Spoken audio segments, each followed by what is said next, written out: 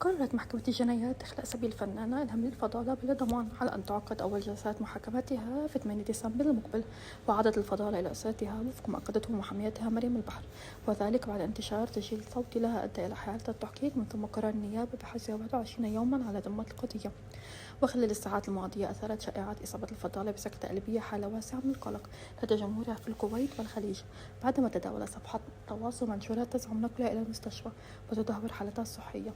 وفي ظل هذه البلبلة خرجت محاميتها مريم البحر عن صمتها، مؤكدة عبر سناب شات أن كل ما نشر عن تدهور حالتها مجرد إشاعات لا أساس لها، وأن إلهام بصحة جيدة.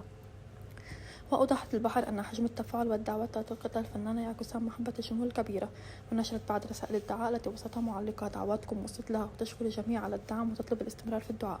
كما ردت على بعض المتابعين مؤكدة أن تبذل كل الجهود اللازمة لدفاع موكدها لعيونها يهون التعب وإن بعد العسر يسرا. وشددت البحر على أنها الممثل القانوني الوحيد لإلهام الفضالة في جميع القضايا، وأن أي محامٍ آخر يتعاون معها يكون من بين وتثق بخبرتهم. وفيما يتعلق بالمستجدات القانونية أكد الالتزام على الصمت إلى حين صدور الحكم، مشيرة إلى أن التعليق على القضايا الجنائية قبل صدور الأحكام غير جائز قانونيا. كما لفتت إلى أن كثير ما يتم تداول وسائل التواصل غير دقيق ويعتمد على معلومات ناقصة أو تخمينات.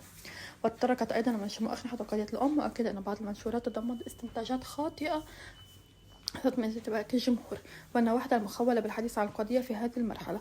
وقالت: أنا أعرف تفاصيل الملف وكلامنا سيكون داخل المحكمة فقط، بعد الحكم سنتحدث بكل وضوح.